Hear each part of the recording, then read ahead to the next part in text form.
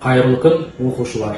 2023 жылы ауыл мектептерінің оқушыларына арналған жалпы білім беретін пәндер бойынша республикалық олимпиада басталған болатын.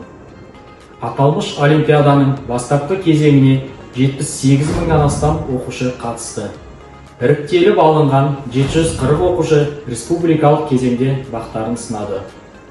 Жеңімпаздар мен жүлдегерлерге 69 ректорлық гранты табысталды. Сондай-ақ оқу-жаттығу жиындарына қатысты. Биыл екінші рет өтетін олимпиада 4 кезеңнен тұрады. Бірінші кезең бастапқы, яғни мектепішілік. Екінші кезең аудандық, облыстық және республикалық кезеңдер.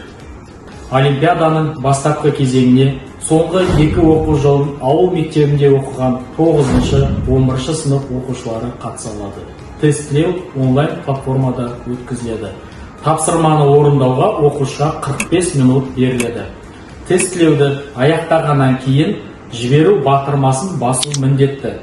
Батырманы басқаннан кейін экранда оқушының нәтижесі көрсетіледі.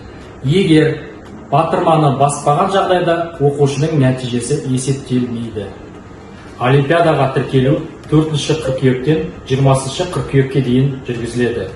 Тіркелу үшін ауыл дарын KZ сайтына өтеміз. Сайтқа өткеннен кейін төменгі жағында тіркелу батырмасын басамыз. Ашылған батырмада өзіміздің мәліметтерді толтырамыз. Сіздерге түсінікті болу үшін мен енгізілген мәліметтерді мысал ретінде көрсетемін. Сіздер тіркелген кезде тек қана өздеріңіздің шынайы мәліметтерді енгізесіздер. Бұл мәліметтер тек қана мысал ретінде. Бірінші жол. Тегі, аты жөні, өздеріңіздің туған күндеріне жазасыздар, жынысы.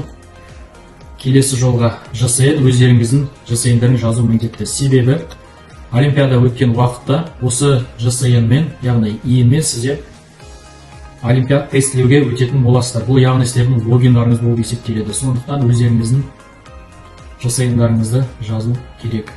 Электрондық почта, құпия сөзге өздеріңізге ыңғайлы, ұмытпайтын құпия сөзді жазыңыздар. Тестілеу бастайтын кезде осы құпия сөзді енгізетін боласыздар. Ұялы телефон, өздеріңіздің немесе ата-аналарыңыздың жұмыс жасайтын телефон жазыңыздар. Себебі ертең құпия сөзді ұмытқан жағдайда осы көрсетілген ұялы телефонның соңғы 4 санымен құпия сөзді қалпына келтіруге мүмкіндік болады. Бұл жерде сіздер бағытын таңдайсыздар, пәнін таңдаңыздар, оқыту тілі, ұлтын таңдаңыздар, сынып, облысты, аудан таңдайсыз және ауданды таңдағаннан кейін келесі жол мектепті таңдау керек. Егер ауданды қате таңдаған жағдайда сіздердің мектептеріңіз тізімде пайда болмайды. Мектепте қабылданған күні бұны мұғалімдеріңізден сұрап жазасыздар, қай жылы қабылдандыңыздар мектепке. Анықтама жүктейсіздер, оны да мектептегі мұғалімдеріңізден аласыздар. Ең соңғы жол ол мұғалімнің ЖСН, яғни бұл жерге сіздерді дайындаған мұғалім туралы ақпаратты бересіздер.